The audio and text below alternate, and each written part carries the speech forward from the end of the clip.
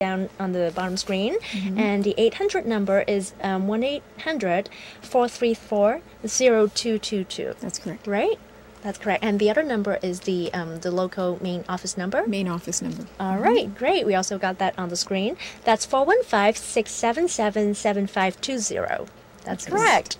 Okay, great. So, tell me about the location. So, if if some seniors or if some people would like to get more information or physical flyers or brochure or to find out more about the programs, where can they go? Well, they can also check our website at selfhelpfortheelderly.org. .org. If they go to HICAP, we have a whole web page there that gives a lot of information on our services. Another website that they can check is California Department of Aging. California CDA. Department of Aging. And California Health Advocates also has, they partner with us on Medicare information. So they can actually go online and search for Department of Aging, and then they should be able to get all the information online, right? I believe that's a pretty long long website address. So, well, just go online and try to search. And is there a physical local office location that maybe people can go to? Well, we're located at 407 Sansom, downtown. And we are actually by appointment, so we prefer that people call.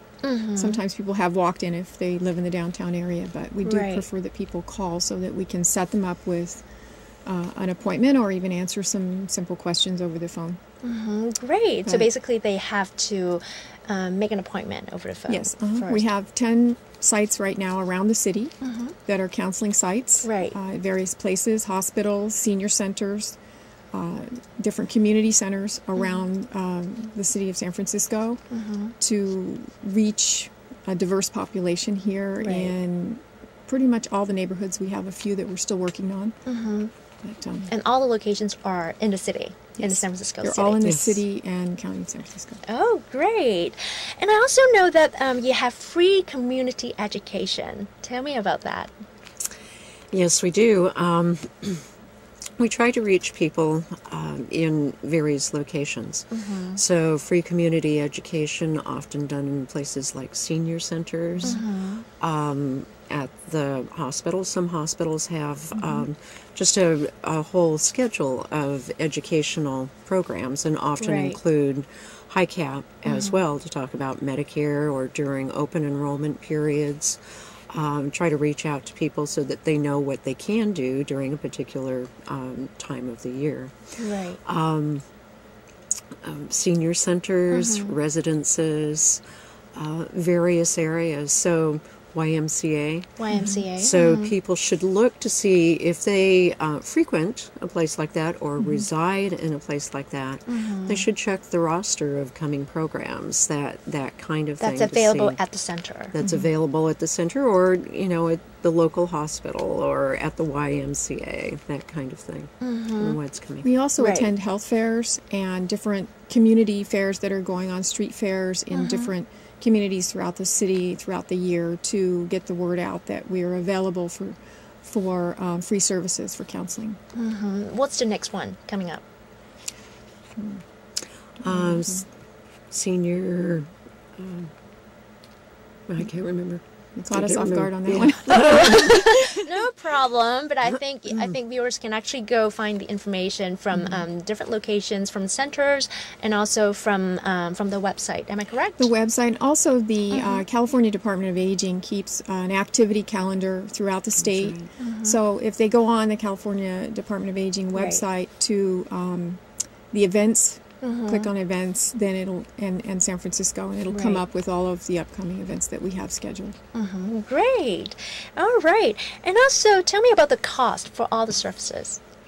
Does it cost anything? It's free. It's free of charge. That's right. Great. That's great for all people, not only for seniors. I think for all people, it's very good that it's free.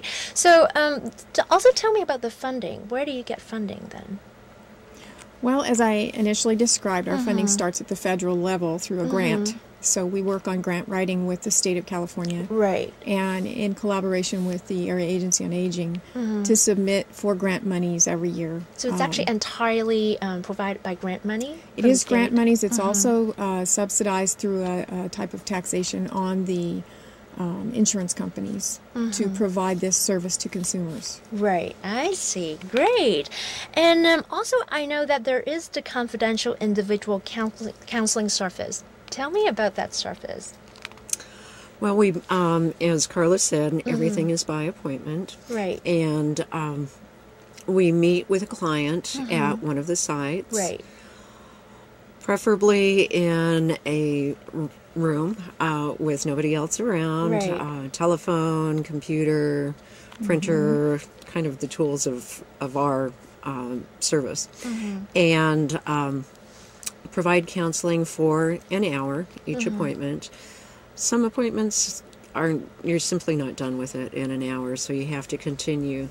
Not necessarily to make another appointment. Sometimes that's necessary, but not often. Most times it's done by follow-up because you have to call other people, other agencies to get information in order to complete or resolve an issue that the client may have. Right.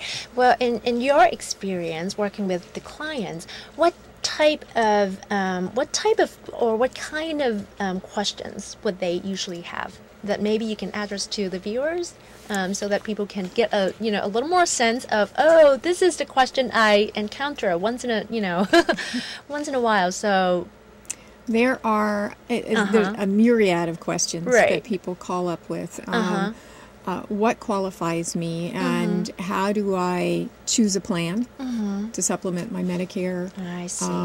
Other questions might be, I am having trouble with the plan that I chose, paying for a service rendered, not paying a doctor bill, not being able to access their medications or services.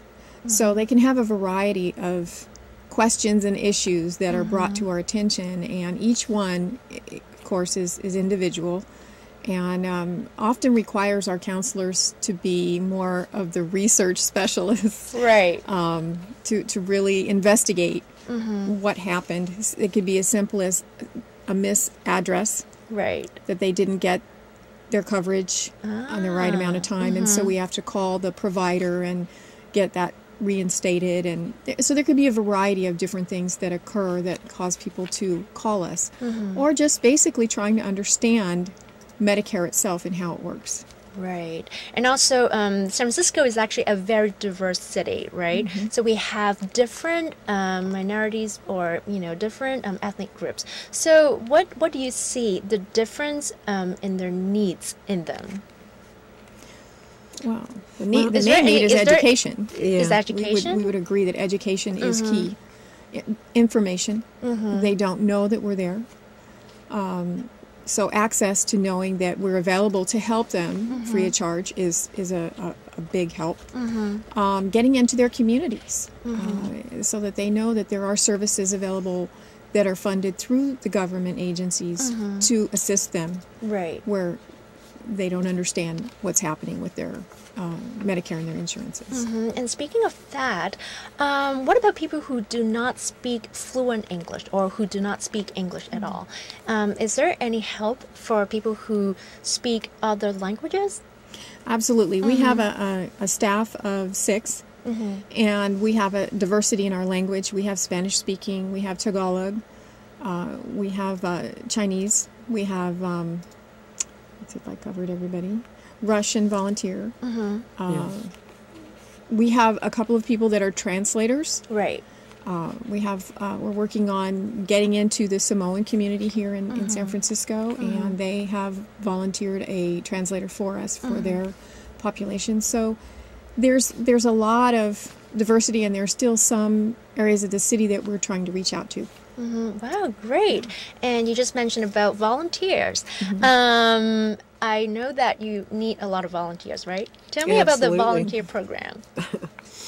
Well, we have training occasionally on an as-needed basis when we've had enough inquiries, people that are interested in becoming a volunteer. The training is 6 sessions, 6 day-longs. Yeah, depending. The number of hours is a minimum of 24 to as much as 36.